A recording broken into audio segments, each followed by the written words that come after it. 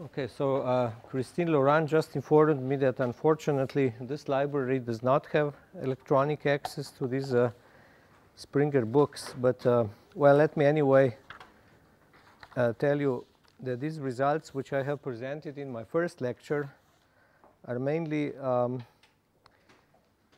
the core of this is in sections 8.11 to 8.15 of my book. So sections 8.11 to 8.15. This is strictly this material, but then there are previous chapters which, so today I will be telling you some results which come in the proof. And there are these key ingredients, and some of them are in chapter 4.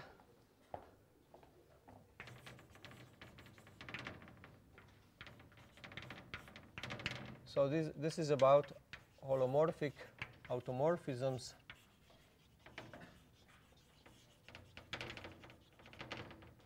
of Cn and other similar complex manifolds. So it's something which we will need in the proofs.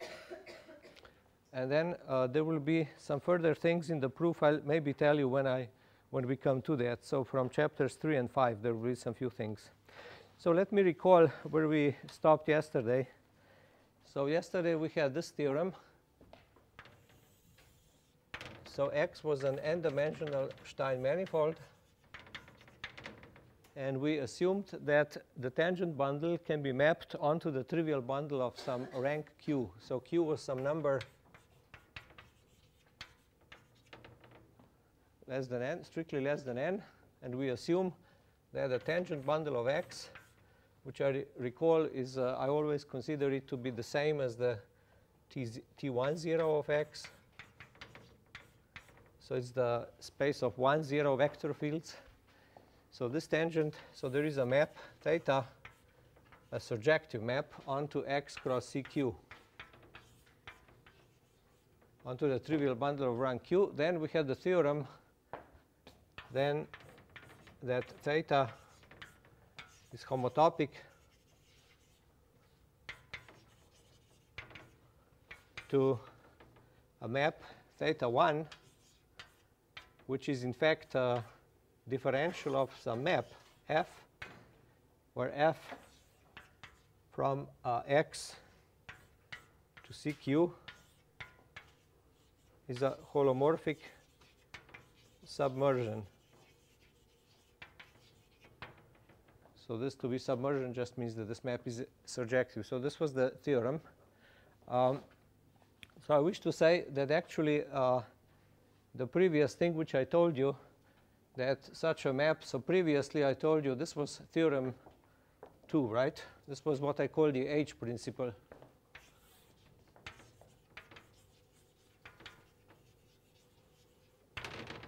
And previously I told you that such maps always exist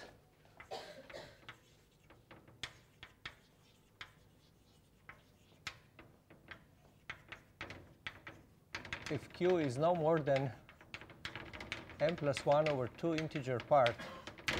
Well, this is in fact, so this was the previous theorem. This is in fact a corollary of the H principle, and the reason is very simple. So the second thing is a corollary. The reason is very simple, because you think of theta, how is theta realized? So theta is actually, if you write it in components here, so theta is a Q tuple, theta 1 up to theta Q. And each of these components is a linear functional. So for each point X in capital X, you have a linear functional, C linear functional on the space of tangent vectors. So this is just a 1, 0 form. So each theta j is of this form. So it's, let's say, in local coordinates.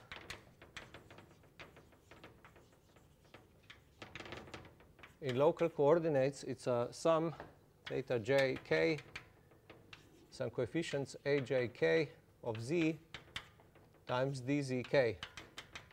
So this is in local coordinates z equal to z1 to zn.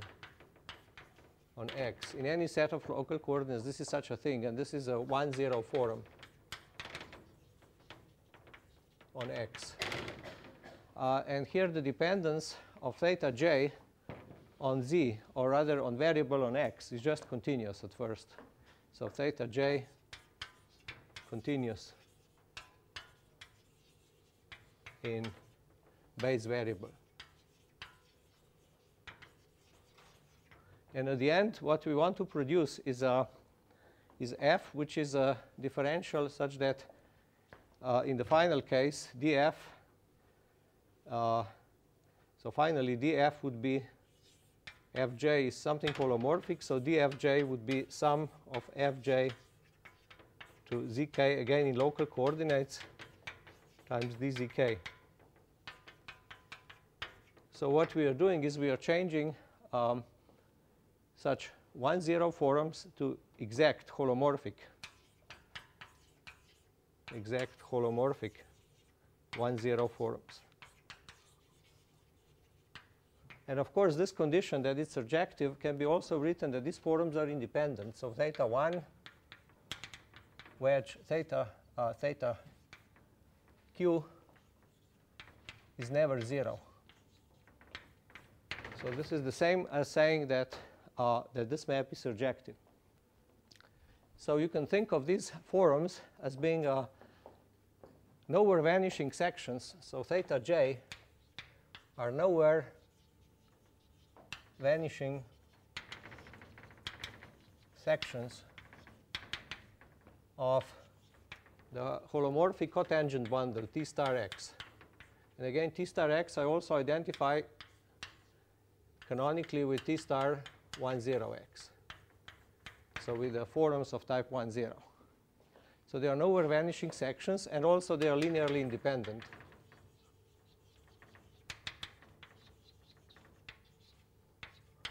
So what it means is that they span a trivial subbundle. So the span of theta j at each x, if you like, theta of the vectors theta 1 at x up to theta j of x. Let's call it, let's say theta. Let's call this span theta sub x. So this is a linear subset of the cotangent space. So if you look at it, so it's a linear, actually here we have Q. It's a Q-dimensional subspace, and so together theta gives you a subbundle of T star x. So this is a complex vector subbundle, but it's trivial. So because it's spanned by Q sections, so it's trivial. So this is really x cross CQ. So it's complex. So it's a trivial complex vector subbundle of rank Q. Rank Q of T star x. So you can think of this condition also like this, that if the tangent bundle, cotangent bundle admits a trivial subbundle of some rank, then you can find a submersion. Now, the point is the following, that here is some general theory. Since x is Stein,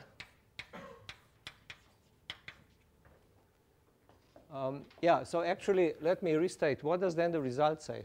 This result actually says that, let me even write this as a corollary, or it's essentially equivalent, that if you have such a, and vice versa, if you have a trivial subbundle, then it's spanned by sections. So you get such thetas, and so you apply the theorem. So this means really that if you start with any topological subbundle of T star x, which is trivial, then you can homotopically change it through subbundles to one which is spanned by exact differentials. So this means for every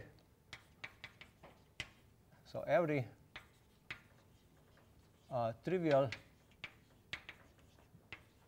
subbundle theta of T star x, but of rank at least 1, because here we have actually of rank not at least 1, but at most q minus 1. So it shouldn't be equal to it. So for every trivial subbundle like this is homotopic through, and this is of course a complex subbundle, but not holomorphic. At first it's just a topological complex subbundle.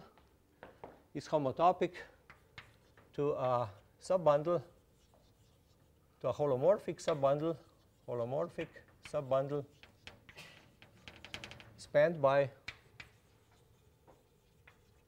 exact differentials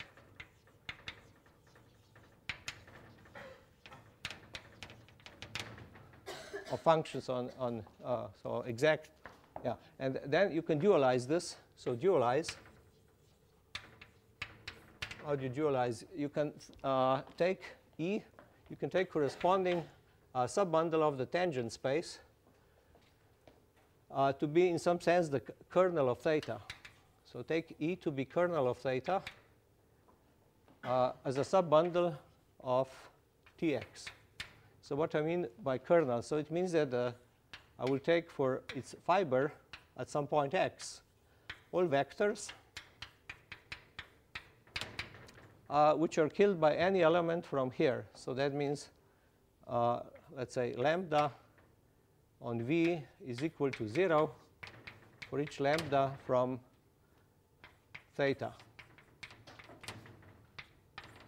Okay, so it's a, and so what this gives us, since this one is trivial, this one will be trivial. So this gives us a trivial, actually not trivial, but its quotient is trivial, because the quotient you can then immediately by linear algebra realize that the tangent bundle of x quotiented out by this E. That this really, so this theta acts effectively then on this one. So basically the dual of this one is the same as theta. So this is just linear algebra. So the dual, so the quotient bundle of the tangent bundle by this subbundle E is then again theta. Because theta are linear functionals on Tx, and they kill this one. This is the kernel, so they are actually exactly duals to things in this quotient thing. Okay, so now we have again dual statement to this corollary, which says like this. So corollary, and of course you can reverse this process. No, can reverse. How do you reverse? If you take any subbundle of the trivial bundle such that this dual is trivial, so remember this is trivial, but this really means that already this bundle is trivial, Tx divided by E, since they are isomorphic. So for every such thing, you get into the situation of the theorem. So you can also write the corollary as follows. Corollary, so if this is corollary 1, then this is corollary 2, but really these are equivalent things, that if you take, so for any complex vector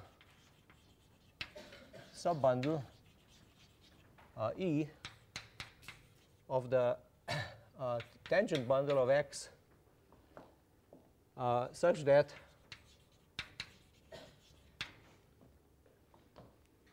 and again this should be not equal all of, so it's a subbundle not equal all of Tx. Okay, so every complex vector subbundle such that its normal bundle, we can call this the normal bundle, Tx divided by E is trivial. Okay, so every such thing is isotopic, or homotopic, or isotopic, homotopic. Let's call it homotopic. Homotopic through what? Well, through such subbundles. So through subbundles of Tx, of course, of the same rank. So it just means that you rotate it. So it's homotopic to what? To the tangent bundle of a holomorphic foliation, because what you get at the end is the bundle which is dual to the bundle given by these differentials. So this just means that at the end you get precisely the bundle of tangent vectors to the foliation given by level sets of your map F. So it's homotopic to the tangent bundle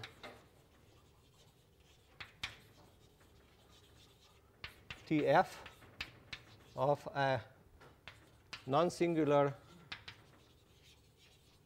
holomorphic foliation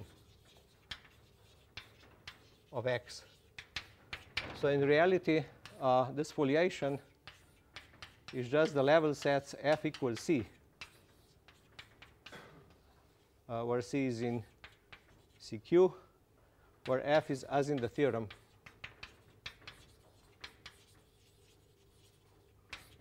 So you see, it's a nice statement. I think it's a strong statement that you can, so that up to homotopy, you can make every subbundle tangent to a foliation.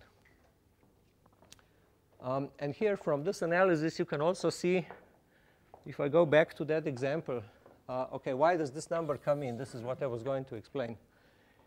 And why? Well, this comes in because it's a fact, which we'll see later in my lectures. So it's a fact.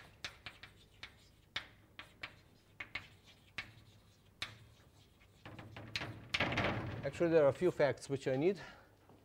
One is that every Stein manifold of dimension n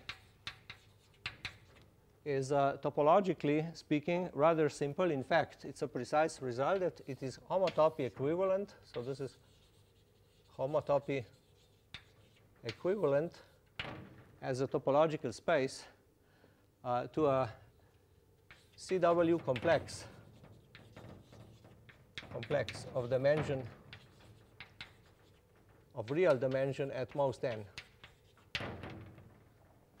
So this really means that topologically, when you make a manifold, you can always make it by gluing cells onto lower dimensional skeleta. And so the type of cells which you need are determined by, I mean, this is Morse theory. So what you do is you take an exhaustion function, which is Morse, and I'll talk about this in the next lecture.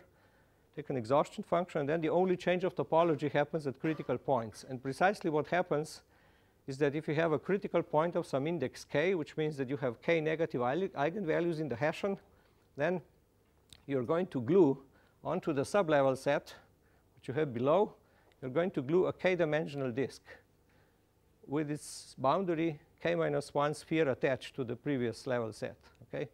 So in principle, if X, since X has real dimension 2n, you could, in principle, for if X were arbitrary, you can, if X were compact, for example, you can expect that this is up to 2n here. But because you have a Stein manifold, it's only n. And the reason is that, as I already mentioned, one of the characterizations of Stein manifolds is that it's actually exhausted by not any kind of function, but by a strongly plurisupermonic function. And when you have a strongly plurisupermonic function, the main point is that critical points of a strongly PSH plurisupermonic function have Morse indexes no more than n. This is the crucial thing. This is very easily seen in one variable, because in one variable, this is just a strongly subharmonic function. And subharmonic means that Laplacian is positive, right? Laplacian positive. But in coordinates, Laplacian is the sum of second partial derivatives in two variables. So if the thing is positive, then at most one of those two derivatives can be negative. And this just means if you diagonalize your Hessian matrix, it's just given by those two second derivatives. So at least one of them is positive if the other one is negative. So that already shows in dimension 1. And it's more or less similar in higher dimensions. So it's just phenomena. OK, so for this reason, it follows by some very simple topology. Let me just continue here before proceeding. So from this and simple topology, it follows. So this is just a simple topology that if you have a complex vector bundle, so if E over such X is a complex vector bundle of some rank, let's say that the rank is a K. OK, so this is a complex vector bundle. Doesn't have to be holomorphic. For now, just topological. And if k, which is the rank of this bundle, is bigger than the number, I have to be careful which number, it's n over 2 or n plus 1 over 2. I think n plus 1 over 2 integer part. So if the rank of this bundle is bigger than this number, then you can split E into a trivial bundle of this rank plus something else. So you can split E into, let's say, E prime plus E double prime as a direct sum of two vector bundles, such that one of them, let's say E prime, is a trivial bundle of this rank.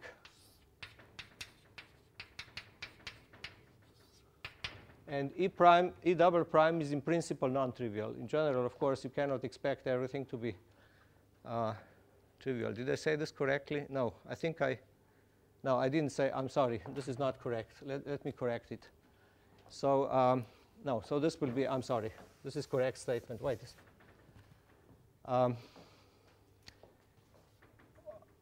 OK, I can have a smaller trivial part. So basically, let's even erase this. Let me remember what exactly is the statement. So in any case, the statement is that I can split such that E prime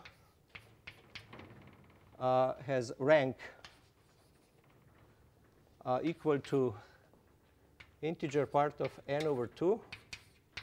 OK, so here the condition will be if, so the correct statement is this. If k is bigger than n over 2, then E splits like this, such that one bundle has this rank and is possibly non-trivial.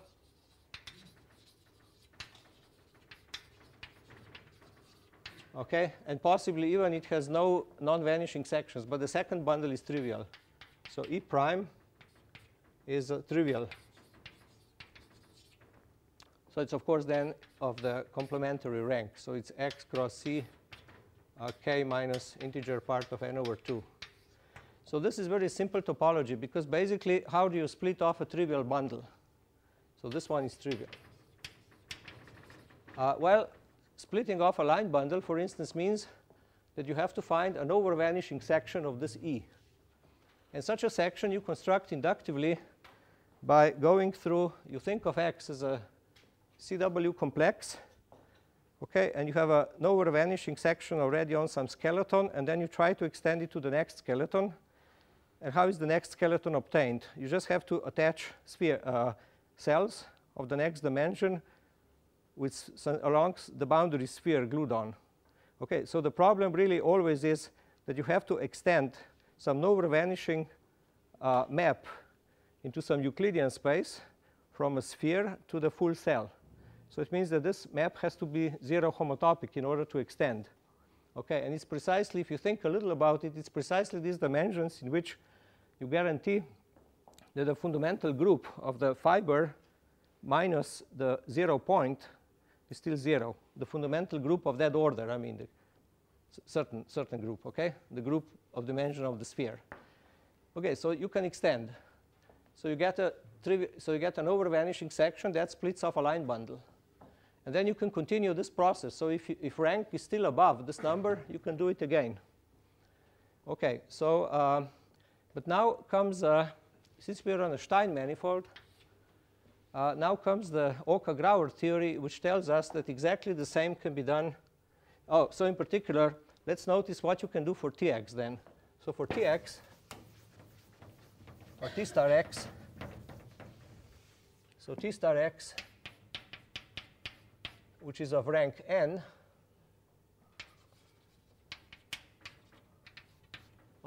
you can split as a, so E prime in this case will have rank n over 2. So it's E of rank n over 2. Let's just write it like this, plus a trivial bundle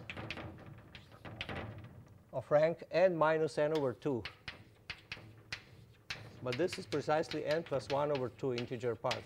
Okay, so this trivial bundle will be n plus 1 over 2.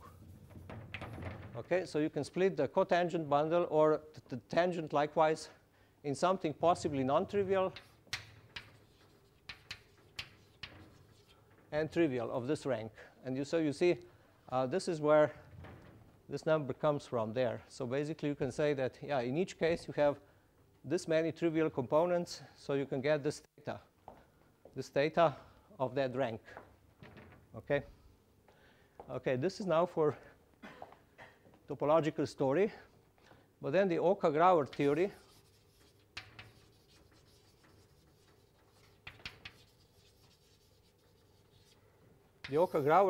theory says that if X is Stein, the same results hold for holomorphic vector bundles, because so far I was speaking of topological vector bundles. Okay, so this means, okay, topological result tells you that you can split the bundle like this. But now Oka-Grauer theory tells you that if this bundle is holomorphic, then you can holomorphically split it like this, and all bundles will be holomorphic subbundles. And likewise for this one. Okay, so already Oka-Grauer theory tells you that, in fact, you can find in the cotangent bundle this bundle theta. Where is it? Here. You can find this already by Oka-Grauer theory. You can find a trivial subbundle of that rank inside here. But of course, it's a major step still to go. You see, in general, even if it's holomorphic, this bundle is non-integrable. So the key question, the key point of this theorem is integrability, that you go from something holomorphic non-integrable to holomorphic integrable. Okay, so this is just some simple stuff. And also, this is explained. I think I have this in chapter 7 of my book. These particular applications of Oka-Grauer theory. Okay. So in practice, when we'll be proving the theorem, we'll actually be working with forums satisfying this condition. This will be the crucial point. And I usually call such things Q coframes.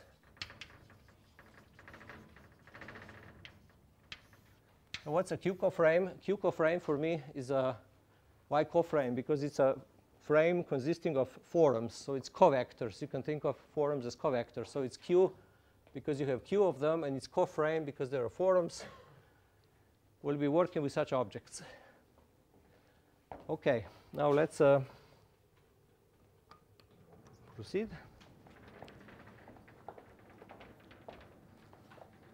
Okay, now we will try to. Yes, I should. There are also some corollaries which maybe I won't state now. So there are. You remember that last time I told you some corollaries about hypersurface foliations. So one concerned the fact that if you have a submanifold of a Stein manifold, that you can always find a hypersurface foliation that transfers to it. So there are similar results in general, but one has to be slightly careful with topology. So it's not quite as general. And also, there was another result saying that if the normal bundle, if you have a submanifold, which is a hypersurface, and if its normal bundle is trivial, then you can think of this hypersurface as actually being a leaf in a foliation, in a smooth hypersurface foliation. This I told you last time.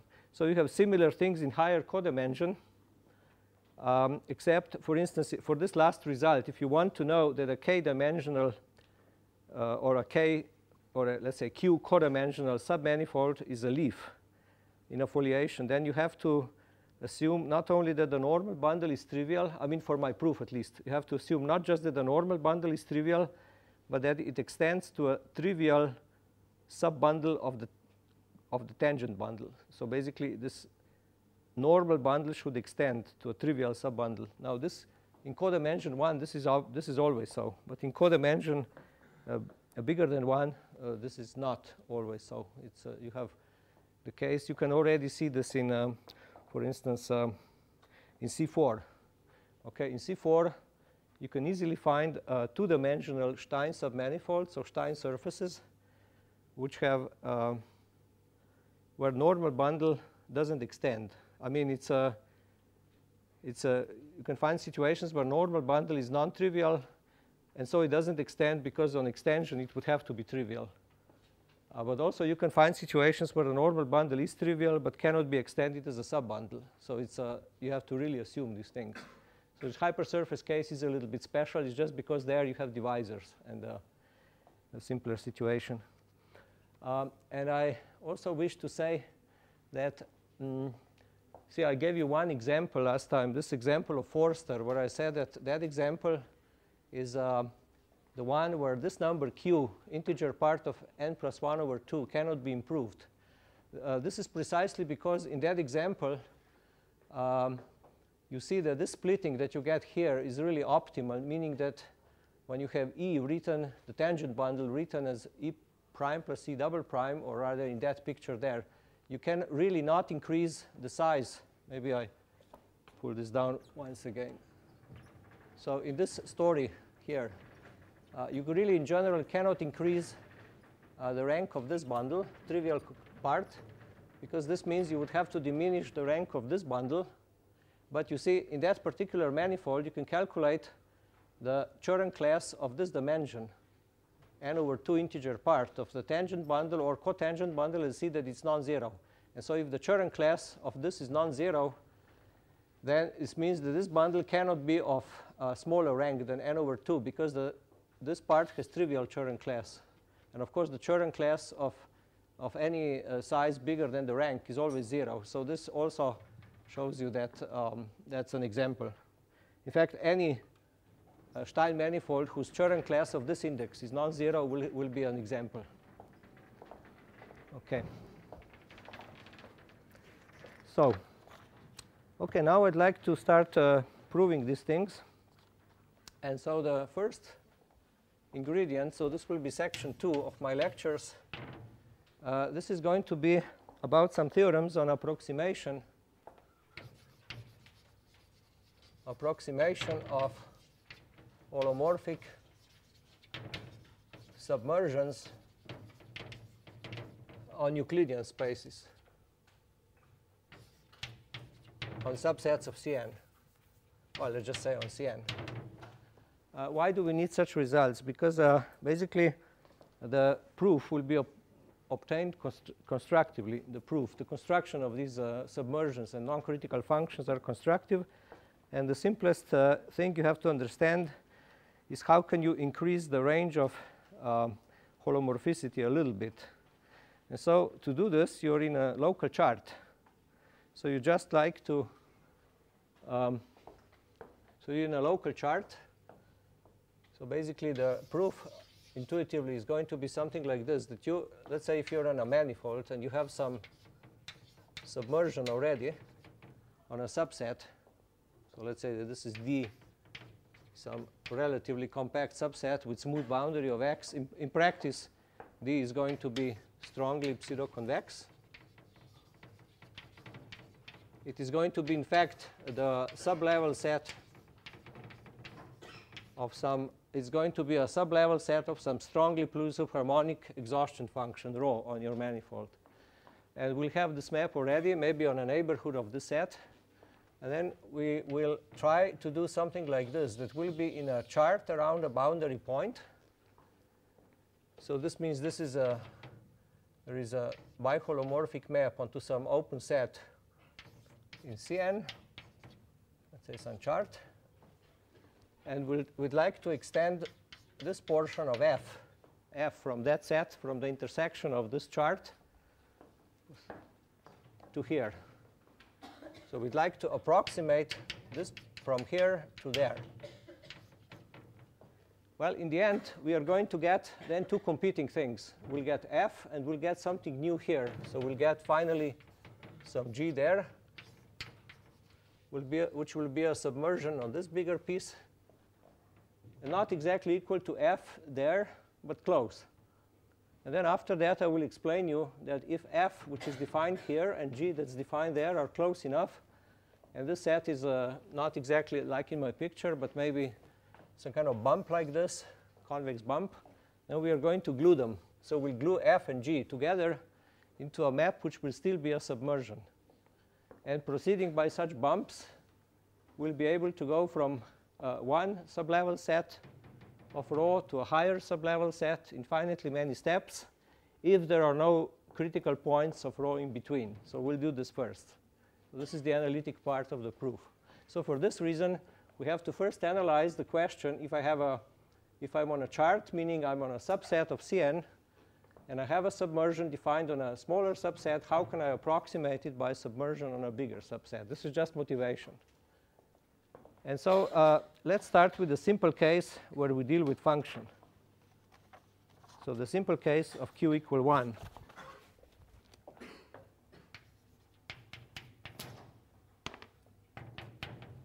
So in this simple case, we have the following theorem.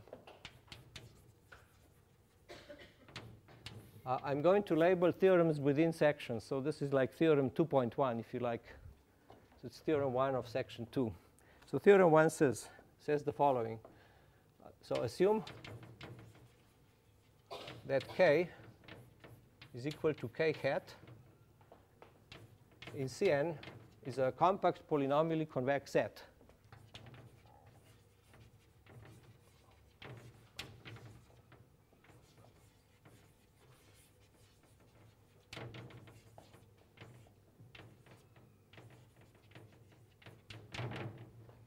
So we know that the usual Runge theorem or Oka-Weil theorem tells us that we can approximate holomorphic functions on a neighborhood of k by holomorphic functions on all of Cn, by entire functions. This is the Runge theorem. But now we are going to prove such a theorem for non-critical functions. So assume that, so let U be an open set containing k, and let f from U to C be a holomorphic function such that its differential is nowhere 0.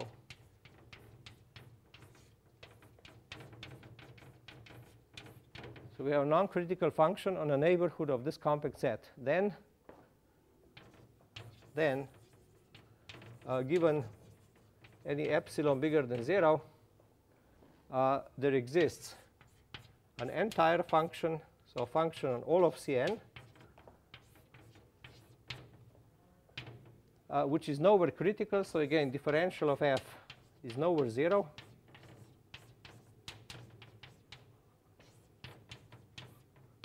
And it approximates. So the difference of f minus little f on my set k, let's say no more than epsilon. So this is exactly Oka-Weil theorem, but for non-critical functions. And then we can say that the analogous result holds for holomorphic submersions, but not exactly in this form. So the analogous result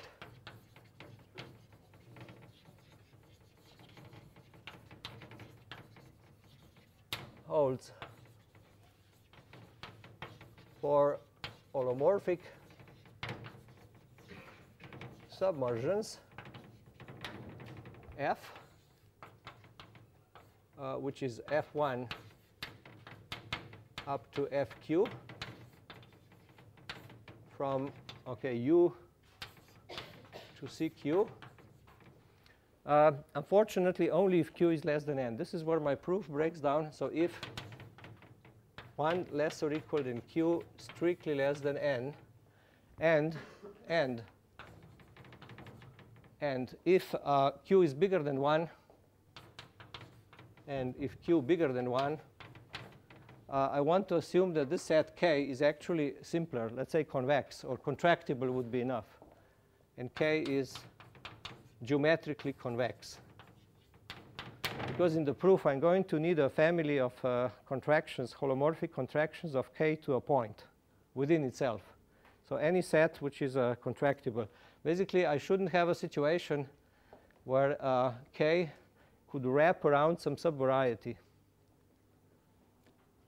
Okay, and here I emphasize that Q equal to n is open. And actually, this is the only point in the proof where it fails.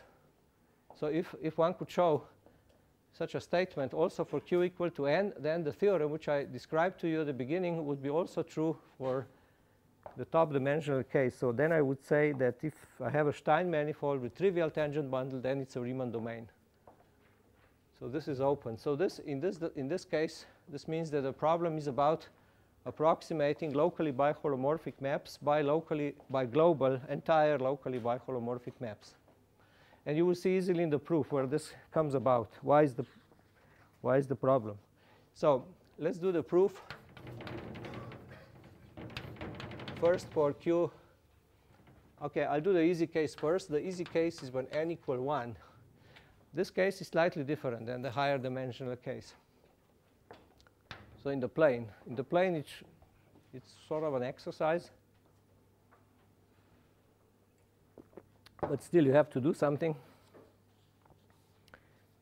So first of all, I can always increase k a little. Since k and u, I have an open set containing k. So I can always increase k a little and actually assume that k has smooth boundary. So you just choose a domain between k and u which has smooth boundary. And then I can assume that, well, such a domain will then be a finite union of disks. So I can assume by enlarging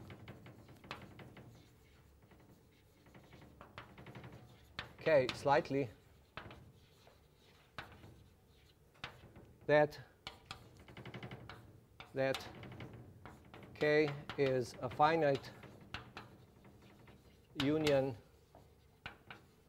of what I call disks. I don't mean round disks. I just mean it's something like this. OK, something like this. Some islands, some things which are diffeomorphic, let's say with their closure, diffeomorphic to the disk. So this is k. And of course, there are no holes. The complement is connected. So c minus k is connected. Because I fill in the holes, that's because k is polynomially convex. I assume, and I can always also enlarge like this. OK, now I'm going to connect them by arcs, these components. So in this case, I just need two arcs. So connect the components by smooth arcs to get a connected set L. So L is now this together with the arcs with connected complement,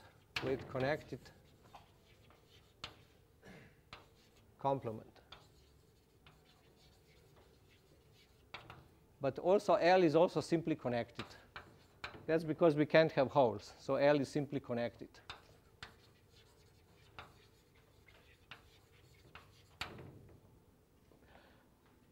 Actually, before I do this, I maybe did the wrong. OK, I did the wrong order of proof. So let me retract back a little. Before I connect, so let's put this in parentheses. Let's first do the following. So first,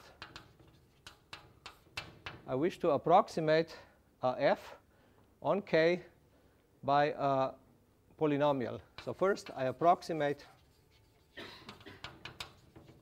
f uniformly on k by a polynomial, let's say h.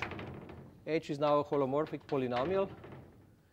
And then if I approximate close enough, then I can assume that dh, the differential, is not zero on k. And of course, the differential, this is just the derivative, right? H prime.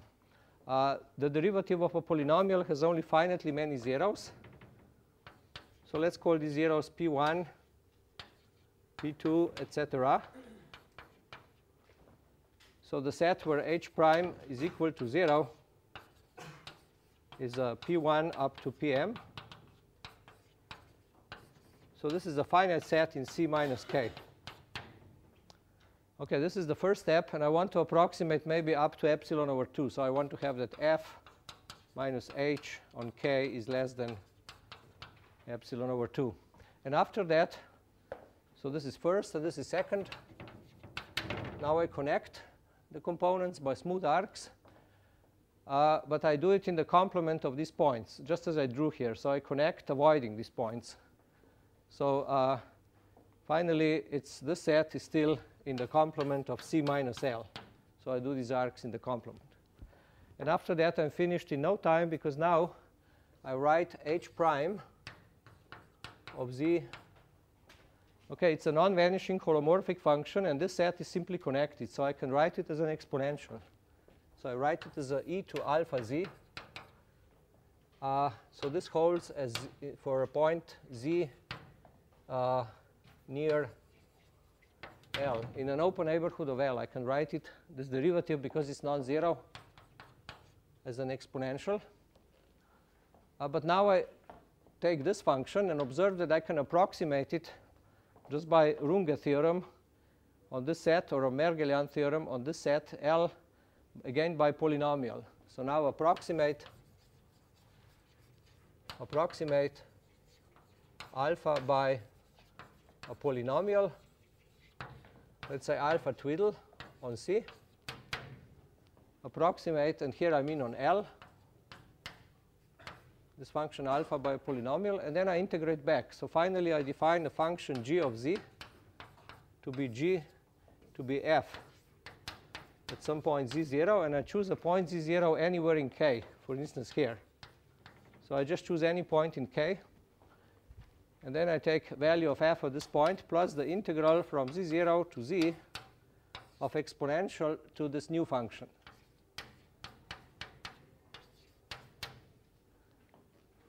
This should be zeta, perhaps. OK, I just do that. And now it's very easy to argue. First of all, derivative, of course, is e to alpha tilde Z is the sub. First of all, this integral is independent of the path, because I'm integrating something holomorphic. The derivative is equal to that. So it's non-zero. And also, you can argue that G is very close to F. Maybe this G should be actually capital F in my theorem. Sorry. So let this be capital F. So capital F is close to F on K. Why is it close? It's because when you're in K, let's say you take a point here, you can always integrate along a curve staying in K or actually in L. If you go from here to here, you integrate along a curve that goes through this arc and then there. And you see on such curves and on this curve, I had a control. So on that curve, all you have to do is to make sure that this guy is close enough to this guy, and then you can estimate the integrals. So you really see immediately that this is so. OK. So this is quite elementary. But now for n bigger than 1, no such elementary proof I found. And so here I must use some more advanced theory. So here I must use the so-called Anderson-Lampert theory.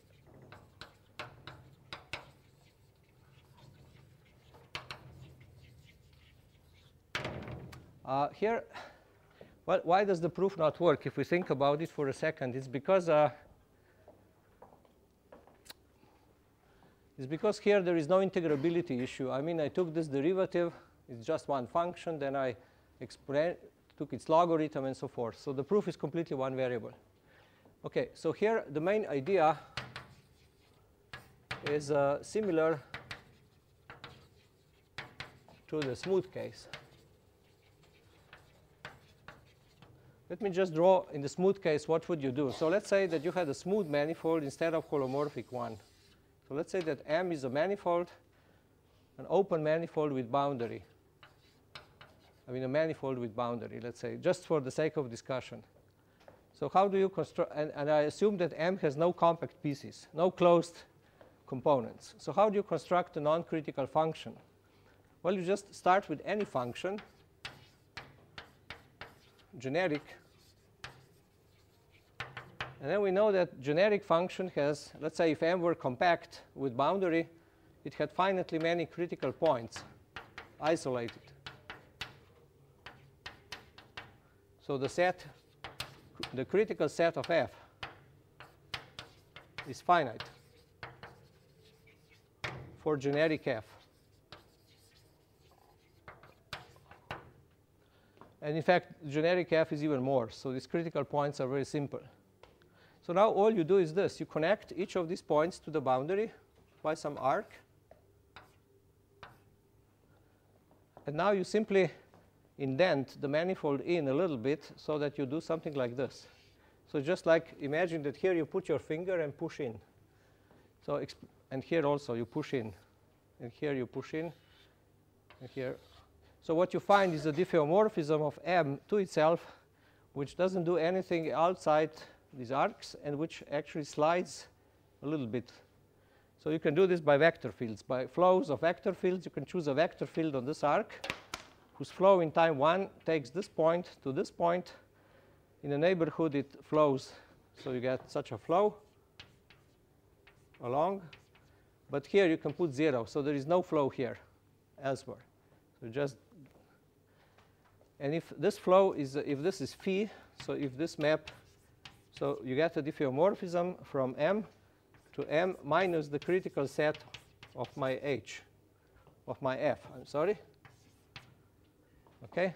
And then you just compose the two things. So then G composed with F, F composed with phi is then non-critical. Right? Because you put phi puts M, and this is a diffeomorphism inside. And then you're done. Okay, so we'd like to do something like this, but we are in a holomorphic situation. So this will be harder.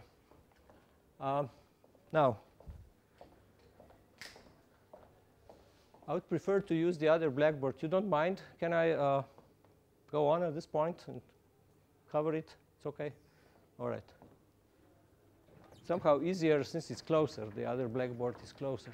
It's easier. So I'd like to explain to you how now what exactly do we do.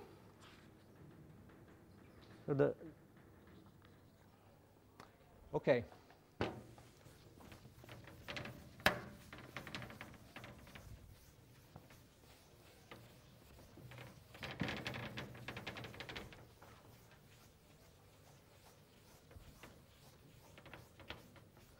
Yeah, you immediately see that in the holomorphic case, you cannot do this thing. This last, well, I covered it, but I was denting a manifold in. You can, of course, do this with a disk. But already with the Riemann surface of higher genus, you cannot map a domain in it holomorphically into a subset of it. It's because of hyperbolicity. You cannot map, you cannot contract. Already on an annulus, you cannot make annulus holomorphically smaller because the quotient of two radii is an invariance of the annulus. So there is no way to map it onto a smaller domain. And likewise for manifolds of higher dimension. So let me draw the picture. So the picture is we have this compact holomorphically convex set. And then we do, and we have a function defined on a neighborhood. So we have a function f, which is non-critical on a neighborhood. And again, the first step is the same step as before. So we approximate f on K by a polynomial.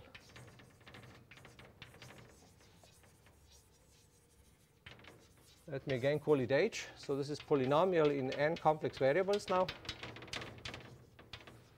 And if you choose H to be generic, then again, it has finite critical set.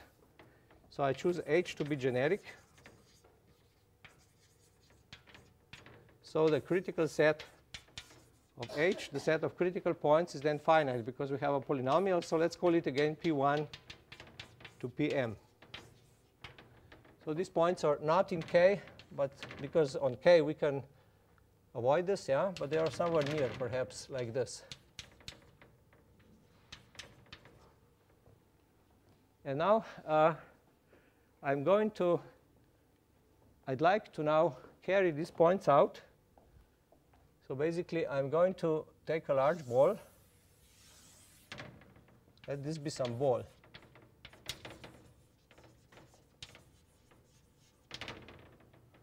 Not unit ball, just some large ball of your choice. And I connect each point P by a real analytic arc to some point Q outside of this ball.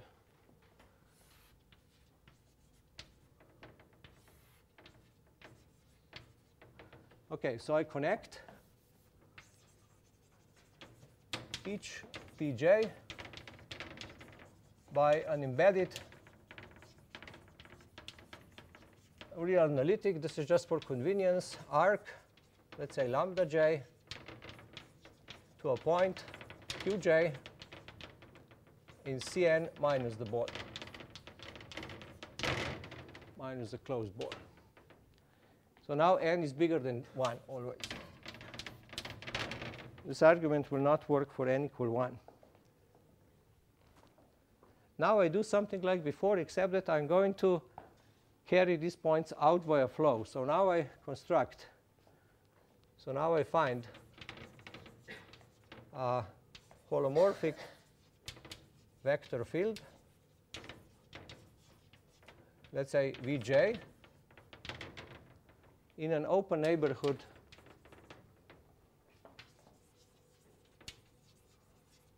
of lambda j. So maybe on some sausage like this, I find a vector field whose flow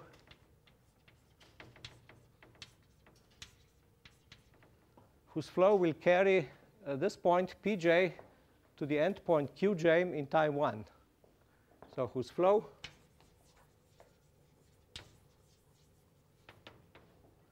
Pj of t, Pjt. So j is the index. Actually, later I'll drop these indices. So this is the index. This is time variable. So Pj of t is the flow for time t of this vector field whose flow. So this means that we have the equation that derivative on time at point z is equal to my vector field at this point. So this is just a system of ordinary differential equations, and I have the initial condition phi j 0 of z is z. Okay, so this is the definition of this flow. And such a flow will always exist for small positive time, but I can arrange it so that this flow carries the point Pj along the arc to the point Qj in time 1.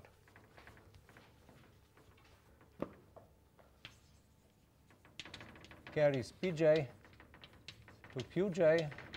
In fact, it travels along lambda j in time equal 1. So this means if you start traveling at time 0, you're here, then you travel, you just move this point along the arc, and you end up there. For other points, I don't really care where they go. So such a vector field is easy to construct, because what you do is you just construct here.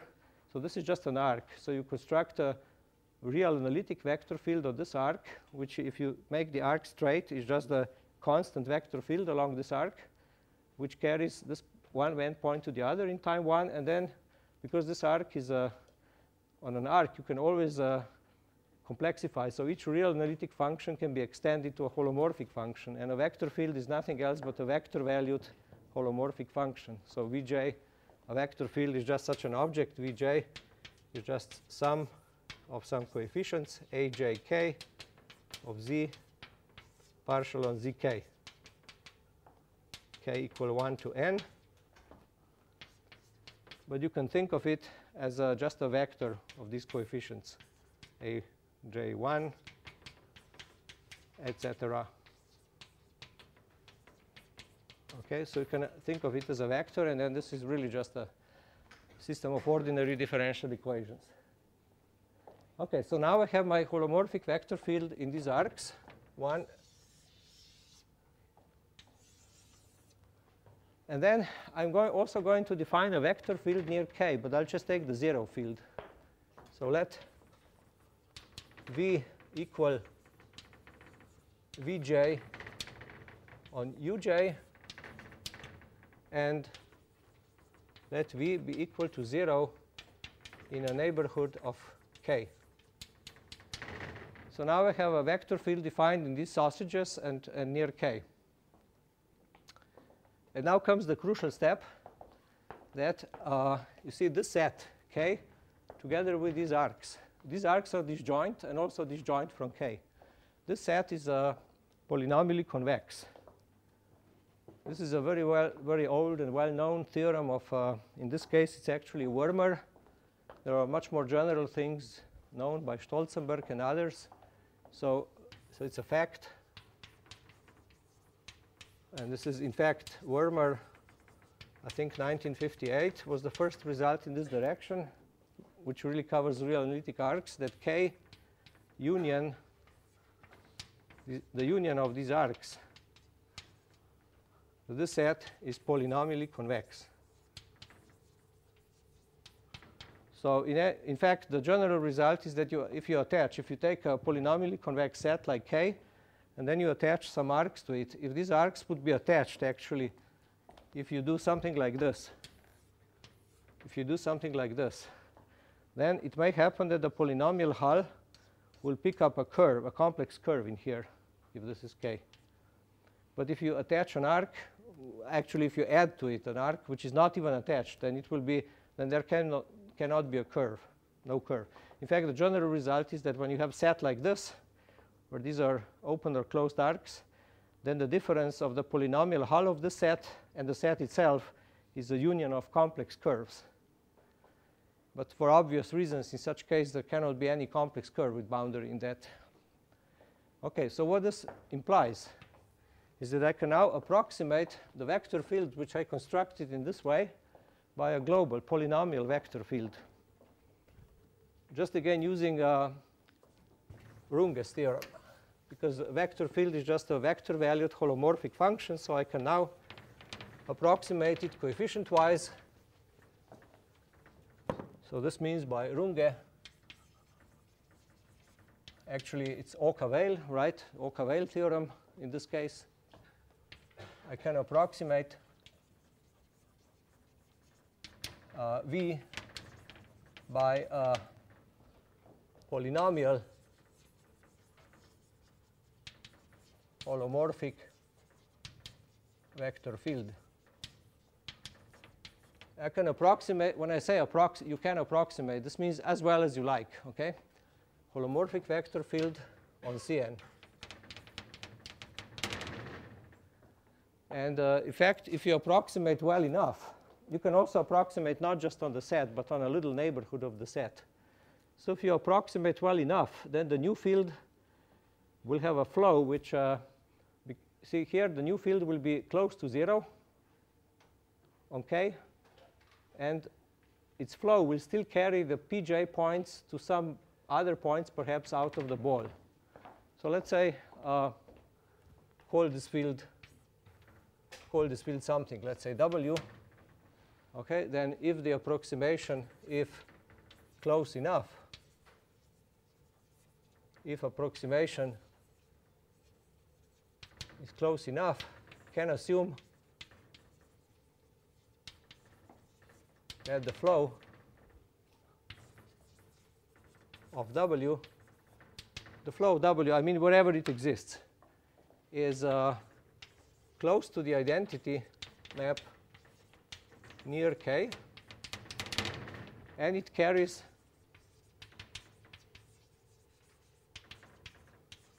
each Pj to a point Qj prime perhaps, out of the ball. Maybe not exactly to the same point, but it doesn't matter. So it throws P's out of the ball. But now comes the key result of this Anderson-Lampert theory, which says, and this I will state as theorem 2,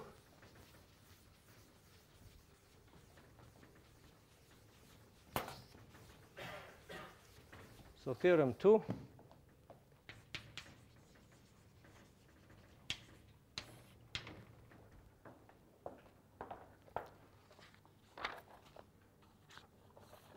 Okay, so the references are as follows. This subject was done a little bit more than 20 years ago.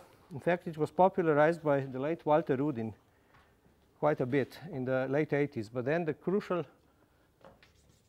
first crucial advance was made by Erik Andersen in 1990. And then there was a joint paper with Laszlo Lempert by Andersen and Lempert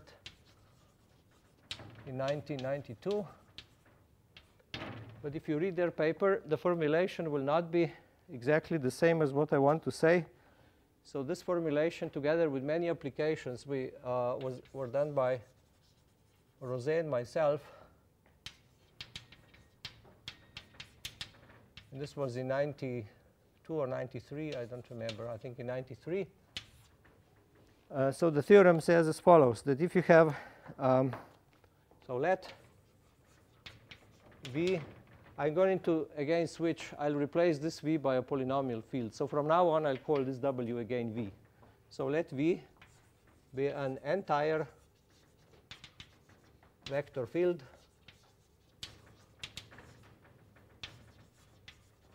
on Cn. In fact, here I could as well write polynomial, because the proof, in the proof, we are first going to approximate entire field by polynomial field.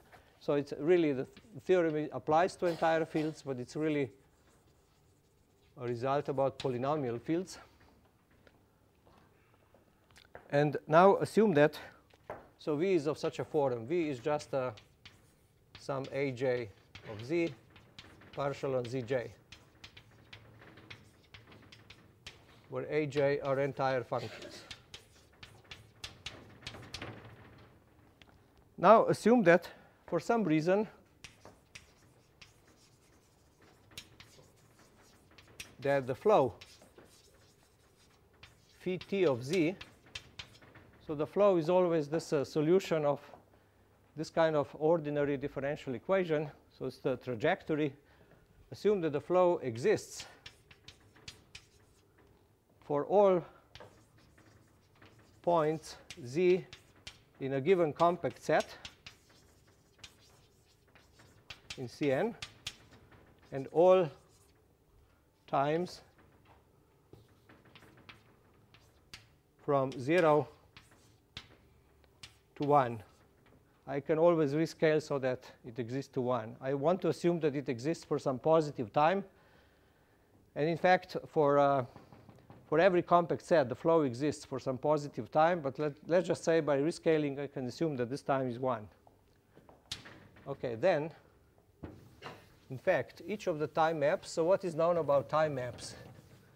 OK, time maps are, of course, biholomorphic maps where they're defined. For each t, for each fixed t, this phi t is defined on some open subset of Cn.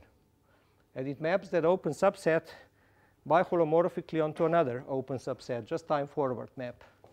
OK, so this is just the time forward map. So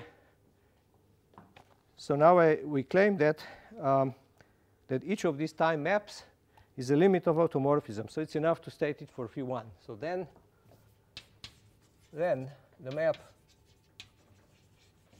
phi1, and in fact each phi t is can be let's say like this, can be approximated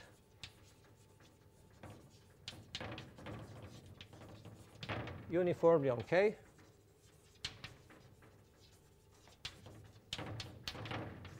by holomorphic automorphisms, so by maps phi which are in the holomorphic automorphism group of Cn. So this, by this I will mean, sometimes you want to emphasize, you write holomorphic here, but I'm going to delete this. So holomorphic automorphism groups of Cn. So this just means maps which are bijective and holomorphic in both directions. OK. So you see the thing says you have a set, you know that trajectories are defined for a while. OK, so you move the set to some new position by this flow. So this is phi1. And then actually this motion can be done by an automorphism, approximately.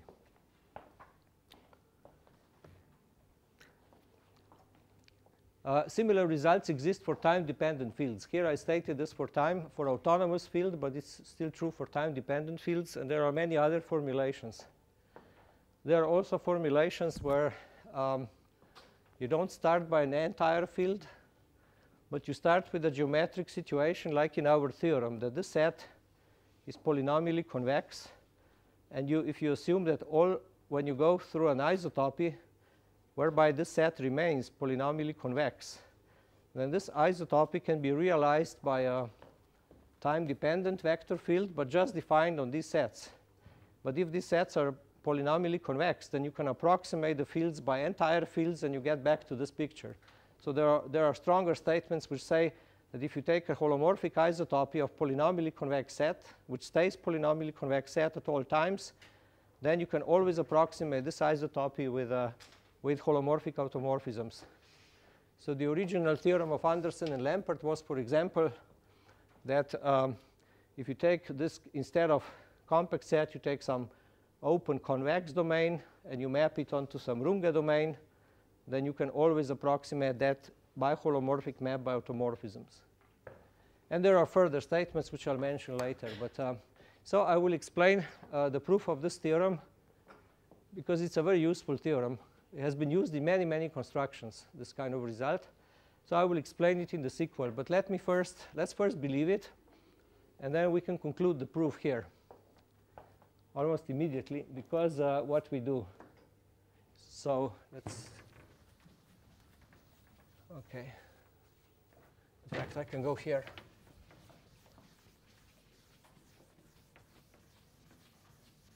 OK, so if we believe theorem 2,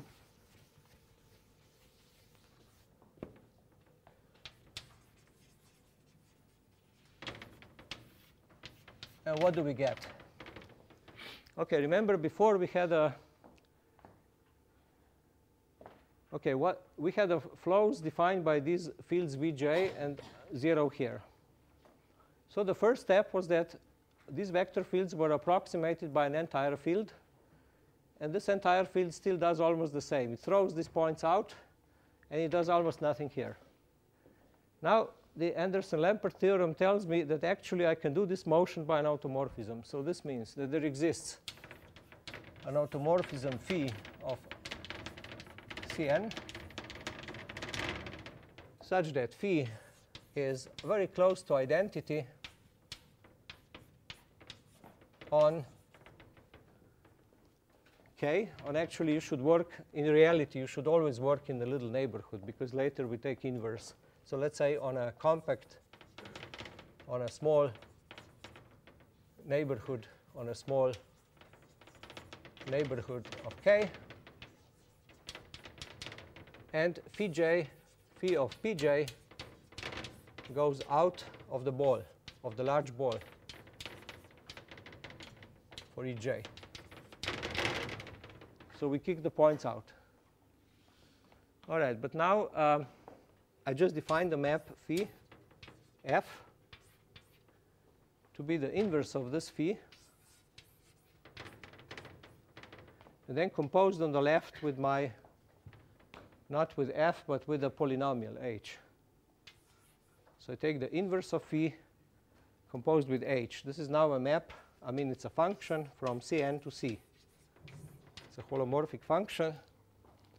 But now we observe one critical thing, that this equality here, I mean this inclusion can be reversed to say that if you take phi inverse, so this says that phi inverse of the ball, does not intersect, does not contain any of these points. So intersection with the critical set of H is empty. So this is essentially like the step I did before in the smooth case. I constructed something which carries some set which I like in the complement of the critical set, right? This is the same as to say that. Well, so what does this say? So this says that if I look at this map on B, this is of course isomorphism, is biholomorphism, B is mapped to the complement of the critical set of H. So this means that the composition, by chain rule, the composition is non-critical on B. So this means that, let me write here, this implies that the differential of F is never 0 on B. Okay, that's good. And it also because of this, because phi is close to identity, also phi inverse is close to identity near K, and then you apply H, but H was close to F. So H is close to F, this is close to identity. So F is close to little f on K. Oh, okay, and that's actually the proof because, well, I didn't do it on all of Cn, but now we can induct. Because what I did is I approximated my original map by a non-critical map on a big ball. Well, but now I do it on a bigger ball, et cetera, et cetera. So that's the proof. In fact, at this stage, you can actually work a little more. Instead of doing induction here, one often does induction by using this theorem. So let me just add a remark here.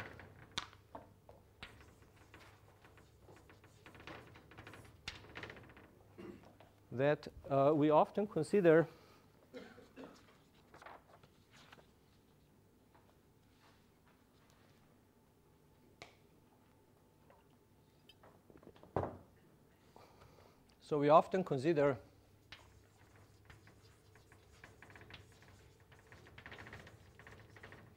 what's called a random iteration, random iterations. So random iteration is that you take automorphisms. So this means that you take phi k maps like this, which are composed of a sequence of automorphisms. But each time you switch to a different one. So each of these guys is an automorphism. If you always iterate the same map, then that's called iteration of, that's just the iteration of the same map. But such things where you change the maps are often called random iterations. And in constructions using theorem 2, one chooses these automorphisms, one chooses phi k to approximate the identity on some balls, on some ball, let's say of some radius rk times b, where these radii go to infinity with time, I mean when k goes to infinity, and which have some other properties, and with some other properties. What could be other properties? For instance, a key other property here for us was that this map would kick some points which you don't like far away, out of the next ball. And then under this mild condition that you choose phi k to be sufficiently close to identity on some large ball, on the sequence of large balls, you get a limit map phi.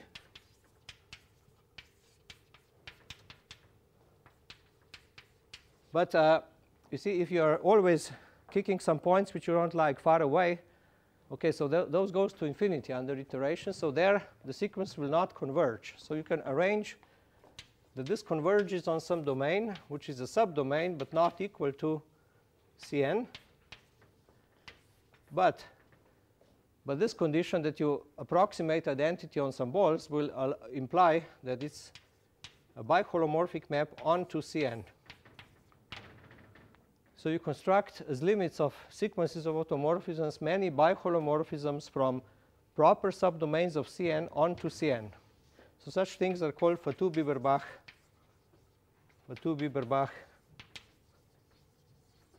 domains and maps. Domains and maps. Biholomorphic maps from proper subdomains of Cn onto Cn, or vice versa. So in such case, you could just do the iteration like this, and then you would do this in one step. So you would basically conclude the proof by saying if phi is such a map, then phi would actually push these points all the way to infinity. So these points would not be in P. So if you take inverse map, it maps Cn onto omega, and omega would not contain the pj's. So f, which is a H composed with phi inverse, is then entire and df non-zero. So you can do this in one step. Okay, these constructions are very interesting. I gave surprising new results, in fact.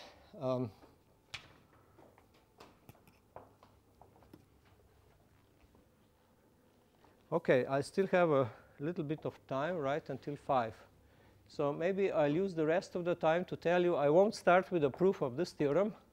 This I'll describe to you tomorrow. This is something.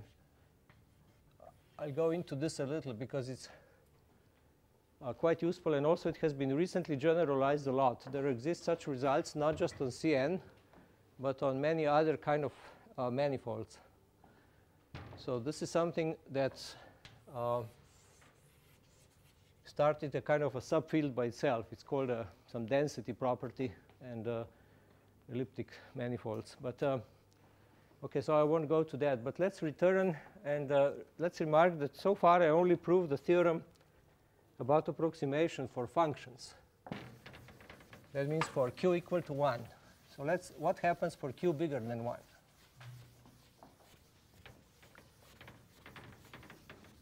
So we return back to theorem 1 for q bigger than 1. So this means that I have a map f1 up to fq, and I want to approximate it by capital F1 to capital FQ.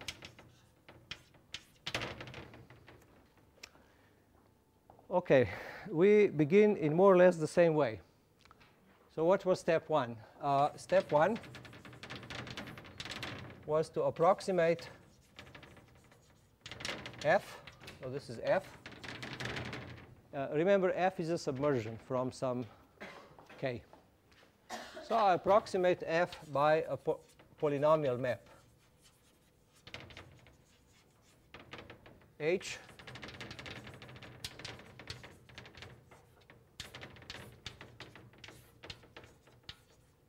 from Cn to Cq. Of course, if I approximate, and this is on k, if I approximate well enough, then dH will be non-zero on k. I don't mean non-zero. Here I mean rather, let's call the critical set of H, let's call it sigma. And what's the critical set? It's just the set where these differentials are not independent. So it's the set of points Z in Cn where differentials of H1 up to HQ are equal to 0. Where they are independent, I'm sorry, where they are independent. So you can as well say that this is the same where the rank of the Jacobian matrix, where you differentiate H1 on Z1, etc., H1 on Zn, and then you differentiate all the component functions, so HQ on Z1, HQ on Zn. That this rank of this matrix is less than maximal, and maximal is, of course, q, so it's less than q. So you have a q by n holomorphic matrix, and you look at the rank condition. It's less than maximal. This is the critical locus of H. So by approximation, I can assume that this critical locus of H doesn't meet k. And now we can ask, what is the generic situation? So for generic H,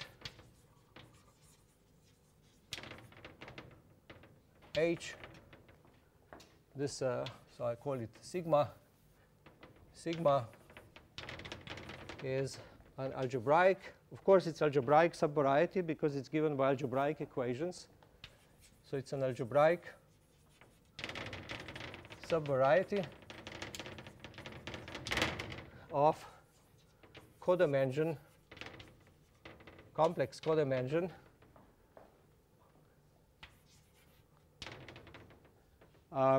we can calculate this codimension. So you have to ask how many equations you have here. Well, you have as many equations as you have minors, q by q minors. But the point is that not all equations are independent. In fact, you can easily see this as follows. Think of your matrix as being decomposed into, let's say that here you put q minus 1 columns. Here you have q rows, and you have n columns. And so here you have n minus q plus 1 columns. You decompose it like this. And let's say that your matrix is of rank less than q. But then at the generic point of sigma, you will actually have the situation that this part, that these vectors, say q minus 1 of them, are linearly independent. This will be the generic situation. And if you're at such a point, and these will be points of maximal dimension in sigma, then all you have to do is verify that all the remaining vectors here, which you have n minus q plus 1 of them, are linearly dependent on these q minus 1 independent vectors. Because if this is true, then of course the total rank is q minus 1.